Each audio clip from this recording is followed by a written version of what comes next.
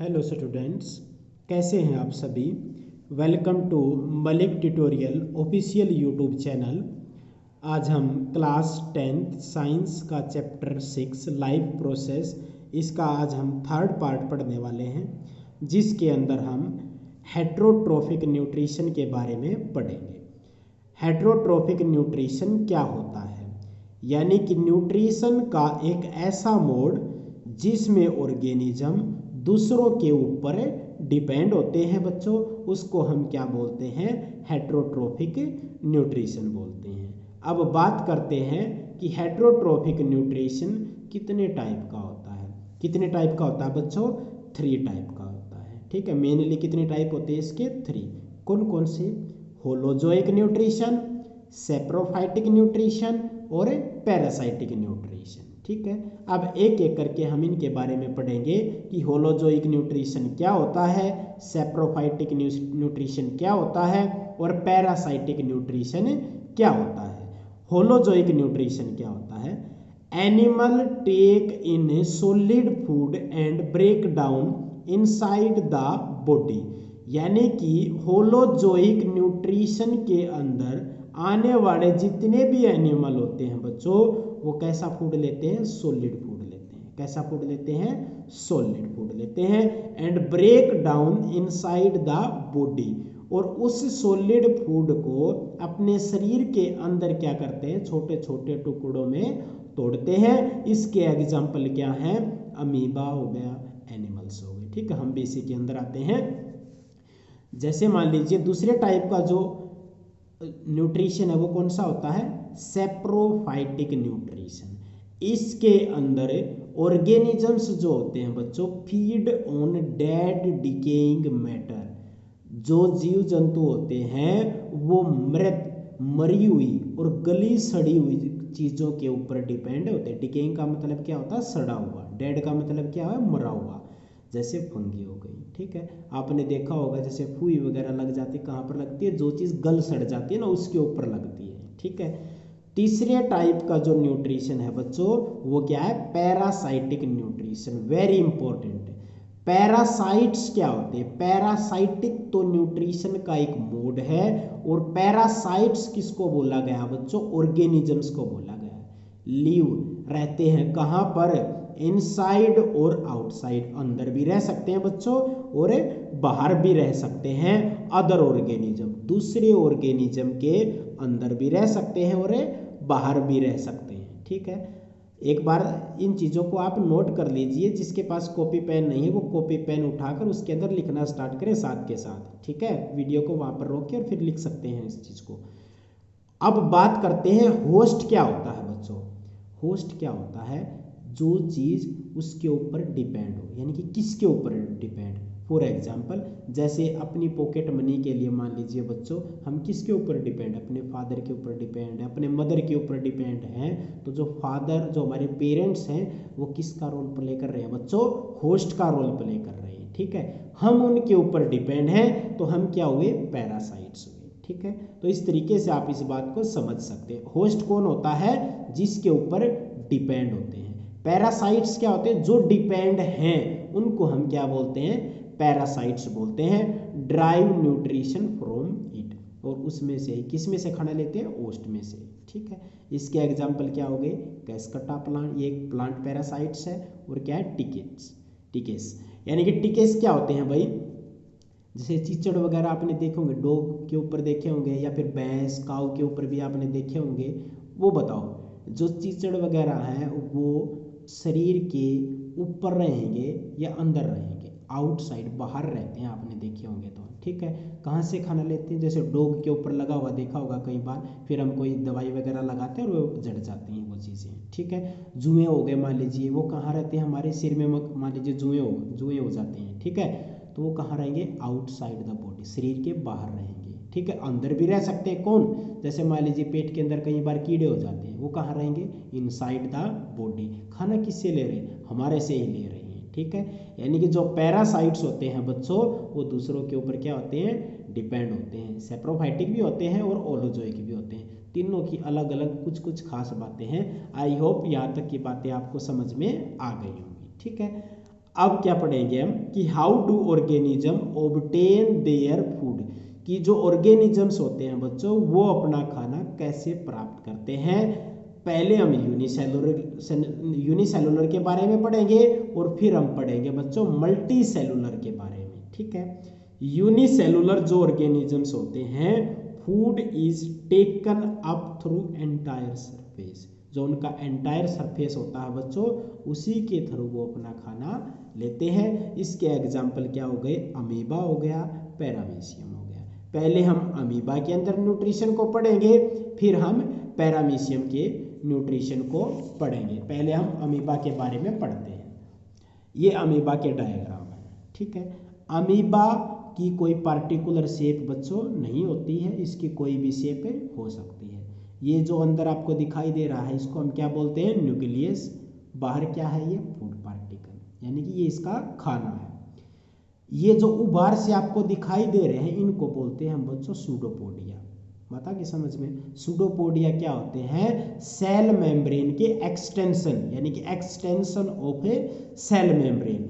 Cell membrane के अंदर जो ये उबार से आपको दिखाई दे रहे हैं बच्चों, इनको हम क्या बोलते हैं, सूडोपोडिया बोलते हैं, ठीक है। फूड वैक्यूल, जब ये खाना अंदर चला जाता है कौन इसको पकड़ लेता है, डाइजेस्ट कहाँ पर होता है, एक तरीके से फूड वैक्यूल के अंदर, ठीक है। फिर डिफ्यूजन होगा, खाना पच जाएगा और फिर अनडाइजेस्टेड फूड को शरीर से बाहर निकाल दिया जाता है। अब एक माइंड मैप मैंने यहाँ पर बनाने की कोशिश की है बच्चों, वो ध्यान से समझ लेना, ठीक है। अमीबा कैसा ऑर्गेनिज्म है बच्चों, एक सिंगल सेल्ड यूनिसेलुलर ऑर्गेनिज्म है, ठीक है, जिसकी कोई पार्टिकुलर शेप नहीं होती। सूडोपोडिया क्या काम करते हैं बच्चों, फूड को कैप्चर करना, खाने को पकड़ने का काम करते हैं। सूडोपोडिया होते क्या है, extension of a cell membrane. Cell membrane के अंदर जो उभार होते हैं उनको हम क्या बोलते हैं, सूडोपोडिया बोलते हैं। जैसे मान लीजिए कोल्ड ड्रिंक की कोई बोतल है, उसकी बॉटम के अंदर आपने फिंगर लाइक प्रोजेक्शन आपने देखे होंगे, ठीक है। इसी तरीके से अमीबा के अंदर क्या होते हैं, सूडोपोडिया होते हैं, जिनको जो क्या होते हैं, extension of a cell membrane. इनका काम क्या होता है बच्चों, कैप्चर फूड, खाने को पकड़ना। खाने को पकड़ने के बाद कहाँ चला जाएगा खाना, अंदर, टेक इन। कौन लेगा, फूड वैक्यूल के अंदर खाना अंदर चला जाएगा। और फूड वैक्यूल के अंदर बच्चों क्या होगा, खाने का डाइजेशन। इंपॉर्टेंट टर्म है ये, यानी कि फूड का जो डाइजेशन होगा वो कहाँ पर होगा, फूड वैक्यूल के अंदर। फूड वैक्यूल के अंदर क्या होगा, diffusion of simple substances in the cytoplasm, यानी कि जो छोटे सब्सटेंस बन गए हैं उनके अंदर क्या होगा, डिफ्यूजन होगा। और कहाँ पर होगा बच्चों, साइटोप्लाज्म के अंदर, ठीक है। खाना इसने पचा लिया, अब जो अनडाइजेस्टेड फूड है उसको शरीर से बाहर भी तो निकालना है। वो किसी भी ऑर्गेनिज्म के लिए जो अनडाइजेस्टेड फूड होता है बच्चों वो हेल्पफुल नहीं होता, उसको शरीर से बाहर निकालना जरूरी होता है। किसके थ्रू बाहर निकाला जाता है, move to surface of the cell and is thrown out, यानी कि सेल का जो सरफेस होता है उसके थ्रू इसको क्या कर दिया जाता है बच्चों, बाहर निकाल दिया जाता है। ये प्रोसेस होता है किसके अंदर, अमीबा के अंदर। किसका प्रोसेस है, न्यूट्रिशन का प्रोसेस है। अमीबा कैसा ऑर्गेनिज्म है, एक तरीके से हम कहें हेट्रोट्रोपिक न्यूट्रिशन के अंदर ये आता है। ये अपना खाना खुद नहीं बनाता, इसको दूसरों के ऊपर डिपेंड होना पड़ता है, ठीक है। अब हम पढ़ते हैं बच्चों किसके बारे में, पैरामीशियम के बारे में, ठीक है। पैरामीशियम भी कैसा ऑर्गेनिज्म है, सिंगल सेल्ड ऑर्गेनिज्म है, ठीक है।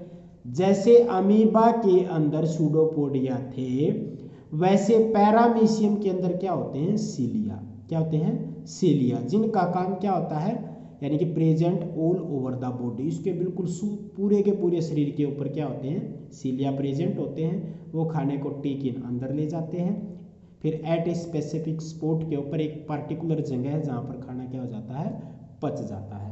अब हम सीलिया के बारे में कुछ बातें मैं आपको बताऊंगा, ठीक है। यानी कि पैरामीशियम की एक इंपॉर्टेंट चीज़ है ये। जैसे मान लीजिए सूडोपोडिया था ना अमीबा के अंदर, वैसे ही बच्चों सीलिया भी क्या है, एक इंपॉर्टेंट है। आप अपने नोटबुक में इन सब चीज़ों को लिख सकते हैं। देखो बच्चों सीलिया क्या होता है, सीलिया होते हैं हेयर लाइक वाइब्रेटिंग स्ट्रक्चर, यानी कि जैसे बाल होते हैं ना वैसे वाइब्रेट से होते रहते हैं, ऐसा स्ट्रक्चर होता है इनका। उनको हम क्या बोलते हैं बच्चों, सीलिया। सीलिया का काम क्या होता है, पहला काम इसका क्या होता है, uses cilia to sweep the food along the water, पानी में से जो भोजन है उसको स्वैप करने का काम करते हैं, उसको लेने का काम करते हैं। अब खाना खाने की तो जरूरत है, वो लेना तो पड़ेगा। जैसे अमीबा के अंदर किसने कैप्चर किया था फूड को, सूडोपोडिया ने। पैरामीशियम के अंदर कौन कैप्चर करेगा, एक तरीके से सीलिया कैप्चर करेगा। सीलिया क्या होता है, हेयर लाइक वाइब्रेटिंग स्ट्रक्चर होता है। अब जो सीलिया होता है वो कितने टाइप का होता है बच्चों, 2 टाइप का होता है। कितने टाइप का होता है, 2 टाइप का, ठीक है। पहले टाइप का जो सीलिया होता है उसका काम क्या होता है, स्वीप द फूड, फूड को एक तरीके से कैप्चर करना। और जो दूसरे टाइप का सीलिया होता है उसका काम क्या होता है, पैरामीशियम को मूवमेंट देना, यानी कि एक जगह से दूसरी जगह पर ले जाने का काम करता है। कौन है, सीलिया। वेरी इंपॉर्टेंट है। अगली बात हम बात करते हैं कि जो पैरामीशियम होता है बच्चों वो कैसा होता है, कलरलेस, उसका कोई कलर नहीं होता। अगर हम हैबिटेट की बात करें कि जो पैरामीशियम है बच्चों वो कहाँ पर रहता है, commonly found in fresh water. कहाँ पर रहता है, कि फ्रेश वाटर, एक शुद्ध पानी के अंदर ये पाया जाता है। आई होप कि पैरामीशियम के अंदर, पैरामीशियम के बारे में आपने कुछ बातों को तो ऑलरेडी समझ चुके हैं, ठीक है। बाद में जब ये टॉपिक आएगा तो इसको हम अच्छे तरीके से डिटेल में पढ़ेंगे, ठीक है। अब हम न्यूट्रिशन के बारे में थोड़ी सी बातें और पढ़ लेते हैं। न्यूट्रिशन के अंदर कुछ मेथड होते हैं, कुछ तरीके होते हैं, ठीक है, जो एक इम्पोर्टेंट रोल प्ले करते हैं। सबसे पहला होता है बच्चों क्या, इंजेशन। इंजेशन का मतलब क्या होता है, इनटेक ऑफ फूड, खाने को अंदर लेना। मान लीजिए हम रोटी खा रहे हैं, हमने रोटी को क्या किया, सबसे पहले मुंह के माउथ के अंदर डाला, तो इनटेक ऑफ फूड, उसको हम क्या बोलते हैं बच्चों, इंजेशन। लिख लेना इन इंपॉर्टेंट टर्म्स को, ये काम आएंगी, ठीक है। एग्जाम के अंदर डायरेक्टली पूछ ली जाती है कई बार। Material into the simple one, बहुत ही सिंपल तरीके से खाने को अंदर लेना, उसको हम क्या बोलते हैं बच्चों, इंजेशन। अब अगली बात, खाना हमने अंदर ले लिया, अब उसको क्या करना, हमने डाइजेस्ट करना है। अब हमने उसको क्या करना है, पचाना है। पचेगा कैसे, जब हम उसके सिंपल सब्सटेंसेस यानी कि कॉम्प्लेक्स सब्सटेंसेस को जब हम सिंपलेस्ट सब्सटेंसेस के अंदर कन्वर्ट करते हैं उसको हम क्या बोलते हैं, डाइजेशन बोलते हैं। यानी कि ब्रेक डाउन, तोड़ देंगे, किसको, कॉम्प्लेक्स जो फूड था, जो जटिल भोजन था, उसके हम छोटे छोटे टुकड़े बना देंगे, जिसको हम क्या बोलते हैं बच्चों, डाइजेशन। अब खाना पच गया, अब क्या होगा, उसका एब्जॉर्प्शन होगा। क्या होगा, एब्जॉर्प्शन। एब्जॉर्प्शन क्या होता है, मूवमेंट ऑफ डाइजेस्टेड, यानी कि जो डाइजेस्टेड फूड होता है उसकी क्या होगी, मूवमेंट, यानी कि किस किस हिस्से को उसकी जरूरत है वहां तक उसको पहुंचा दिया जाता है। अब जैसे मान लीजिए स्मॉल इंटेस्टाइन में खाने को क्या किया जाता है, मोस्टली डाइजेस्ट हो जाता है वहां पर, लेकिन उससे मिलने वाली जो एनर्जी है वो तो सारे के सारे बॉडी पार्ट को चाहिए ना, इसलिए उस डाइजेस्टेड फूड की क्या की जाती है बच्चों, मूवमेंट की जाती है, ताकि सारे के सारे बॉडी पार्ट को उससे क्या मिल जाए, एनर्जी मिल जाए, ठीक है।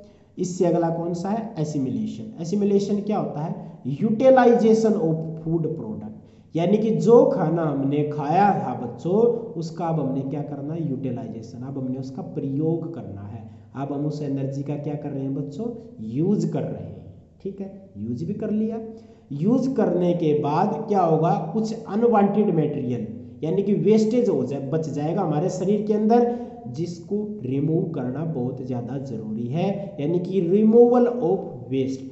वेस्ट को शरीर से बाहर निकालना, उसको हम क्या बोलते हैं, एजेशन प्रोसेस बोलते हैं। यानी कि कितने तरीके पढ़े आपने, पहला कौन सा, इंजेशन, क्या होता है, खाने को अंदर लेना, जैसे रोटी को हमने अंदर ले लिया, अपने माउथ के अंदर डाल दिया। फिर क्या होगा, उसके अंदर डाइजेशन होगा। डाइजेशन क्या होता है, कॉम्प्लेक्स सब्सटेंसेस को ब्रेक डाउन करना, तोड़ना छोटे छोटे टुकड़ों में। फिर क्या होगा, उसका एब्जॉर्प्शन होगा, ठीक है। एब्जॉर्प्शन क्या होता है, हर एक बॉडी पार्ट को एनर्जी की जरूरत है, इसलिए डाइजेस्टेड फूड की क्या कर दी जाती है, मूवमेंट कर दी जाती है, किसके अंदर, ब्लड के अंदर मिक्सअप होकर, ठीक है। फिर क्या होगा, एसिमिलेशन होगा। उस एनर्जी का अब हम क्या करेंगे, प्रयोग करेंगे। कोई भी हम काम कर रहे हैं तो उसके अंदर हम एनर्जी का क्या करते हैं, यूज करते हैं, जिसको हम क्या बोलते हैं, एसिमिलेशन बोलते हैं, ठीक है। लास्ट वाला स्टेप कौन सा होता है हमारा, इजेशन होता है, जिसके अंदर क्या करते हैं हम वेस्ट प्रोडक्ट को शरीर से बाहर निकालते हैं। ठीक है, आई होप यहाँ तक की बातें आपको समझ में आ गई होंगी। अब एक बात और पढ़ लेते हैं इसके अंदर हम, different organism utilise different nutritional process as it depend upon source of carbon from where the food is taken. कि सारे के सारे जो ऑर्गेनिज्म होते हैं बच्चों, उनका एक तरीका नहीं होता, अलग अलग ऑर्गेनिज्म का अलग अलग तरीका होता है। किस चीज का अलग तरीका, न्यूट्रिशनल प्रोसेस का, खाने को पचाने का जो तरीका है एक तरीके से वो सेम नहीं होता, वो अलग अलग होता है। क्यों अलग अलग होता है, क्योंकि हर एक ऑर्गेनिज्म जो है बच्चों वो एक ही टाइप के फूड के ऊपर डिपेंड नहीं होता। कोई तो फ्रूट खाता है, कोई कुछ और खाता है। जैसे मान लीजिए हम क्या है, एक तरीके से हम सारे के सारे हम कार्निवोर्स, यानी कि एक तरीके से हम ये मांस मिट्टी भी खाते हैं। ठीक है, हम प्लांट प्रोडक्ट भी खाते हैं। तो एक तरीके से हमारे जो सोर्स क्या हो गए, बहुत ज़्यादा अलग अलग हो गए। ठीक है, इसलिए सोर्सेज अलग होने की वजह से ऑर्गेनिज्म का जो न्यूट्रिशनल प्रोसेस होगा वो भी क्या होगा बच्चों, अलग होगा। ठीक है, अगले पार्ट के अंदर बच्चों हम डाइजेशन इन ह्यूमन बीइंग पढ़ेंगे। आई होप यहाँ तक की बातें आपको अच्छे तरीके से समझ में आ गई होंगी। अगर फिर भी अगर आपको कोई डाउट है तो आप कमेंट बॉक्स में ज़रूर लिखें। अगर आपको वीडियो अच्छी लगे तो चैनल को लाइक शेयर और सब्सक्राइब जरूर करना। Thank you so much.